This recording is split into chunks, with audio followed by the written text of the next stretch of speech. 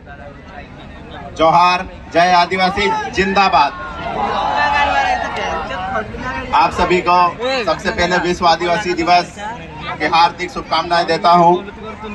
और इस कार्यक्रम में जितने भी युवा आए हैं उन सभी को एक ही मैसेज देना चाहता हूं कि हम हर बार कार्यक्रम में आते जिस प्रकार से नाचते गाते धूम मचाते, मचाना चाहिए।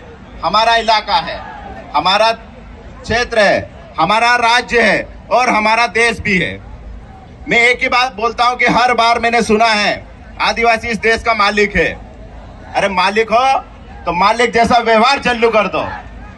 बोलो फॉरेस्ट वाले उनको, जंगल में जाके अगर हमारे को कोई परेशान करता है कि ये जंगल हमारा है, अगर तेरा है तो तू बता दे तेरे कागज लाके, नहीं तो हम बता देंगे हमारे गांव का काकड़ कहाँ है, हमारे गांव का दिवासा बाबा कहाँ है, मुंडिया बाबा कहाँ है, जितने भी हमारे देवी देवता सब बता देंगे, लेकिन फॉरेस्ट वाला कभी नहीं बता पाएगा। तो आप लोगों से एक ही बात करूंगा मैं कि मालिक हो तो मालिक जैसा व्यवहार चालू कर दो। और उसके लिए तुम्हारे को आज की तारीख में सबसे जरूरी एक ही हथियार है हमारे पास मालिक जैसा रहने के लिए, लड़ने के लिए, और वो चीज है वो शिक्षा है। सरकार चाहती है कि आदिवासी अनपढ़ रहे, अपने हक अधिकार की बात नहीं करे। अनपढ़ रहेगा, कमजोर रहेगा, भूखा रहेगा, तब वो हमारे हक और अधिकार की बात नहीं करेगा, हमारे समाज की बात नहीं करेगा। वो यही चाहती है सरकार कि हमारे युवा अनपढ़ और बेरोजगार रहे। लेकिन आपको मैं एक ही बात बताना चाहता हूं कि आप लोगों ने, सभी ने मेरे को एक मौका दिया है विधानसभा में आपकी बात उठाने के लिए।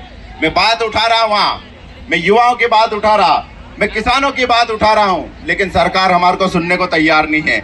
हमने देख रहे हैं कि छोटे छोटे बच्चे उनके हक अधिकार के लिए पैदल जाते हैं, लेकिन कोई भी अधिकारी, कोई भी नेता वहां पर उनके पास जाके खड़ा नहीं रहता कि क्या समस्या बताओ करके।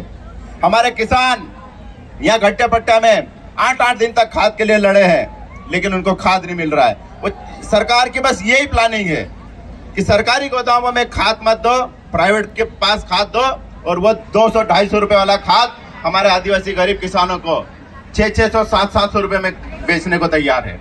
तो आप लोगों को सरकार से हमेशा एक ही बात पूछना चाहिए कि सरकार इतनी योजना चला रही है तो जमीन पे नहीं है, तो वो कहाँ जा रही है योजना। सरकार बोलती है कि हमने आदिवासी के लिए बहुत सारी योजना लागू कर दिया, आदिवासी के लिए हमने बहुत सारे स्कूल खोल दिए, कॉलेज खोल दिए, लेकिन आप खुद देख लो स्कूल कॉलेजों की क्या स्थिति है। भाजपा सरकार जिस प्रकार से हमारे आदिवासी समाज को खत्म करने का काम कर रही है, उसका एक छोटा सा उदाहरण है। आज हम इतनी तादाद में यहाँ पर आए हैं, हमारे बहुत सारे नेता आदिवासी भी है, लेकिन किसी ने विश्व आदिवासी दिवस की बधाई नहीं दी, और अगर किसी ने दी तो 1 घंटे में उसने पोस्ट तक डिलीट कर दी। इतना किस चीज से दबाव, किस चीज से डरते हैं वो? अगर डरते हैं तो वो हमारी बात कैसे कर पाएंगे? अगर वो नेता जो हमारे समाज की बात करने से डरता है, तो हमारी समाज की बात उठाने से डरता है, हमारे समाज को विश्व आदिवासी दिवस की बधाई देने से डरता है, तो समझ जाओ कि वो इतना डरपोक है, वो हमारी आवाज नहीं उठा सकता है। तो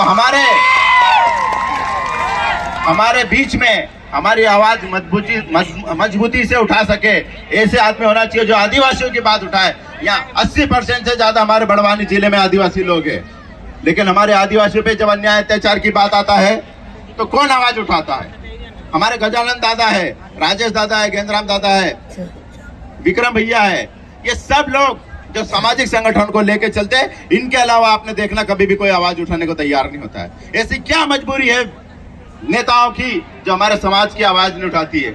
मैं भले नेता बन गया हूं, लेकिन मैं समाज की नेतागिरी करता हूं, मेरे आदिवासी समाज की नेतागिरी करता हूं, और मेरे समाज पे जब भी मुसीबत आएगी मैं आधी रात को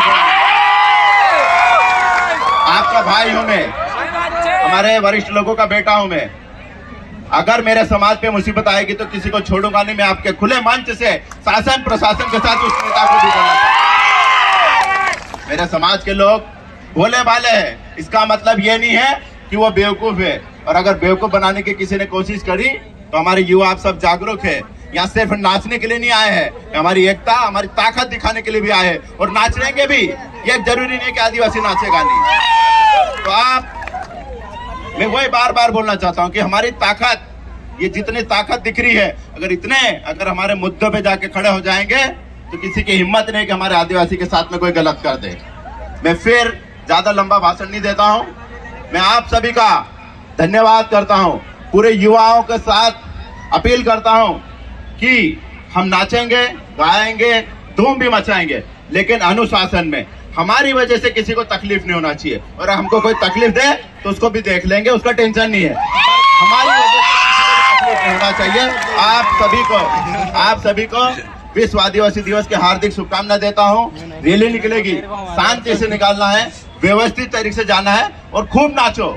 नाचने में कोई कसर मत छोड़ना। लेकिन जब समाज की जब मजबूरी आए, समाज पे कोई गलत अन्याय हो रहा है, अत्याचार हो रहा है, तब भी इसी प्रकार से सब हमारे युवा खड़े रहेंगे तो हम बहुत आगे तक जाएंगे। बहुत बहुत धन्यवाद। जिंदाबाद, जय जोहार, जय आदिवासी।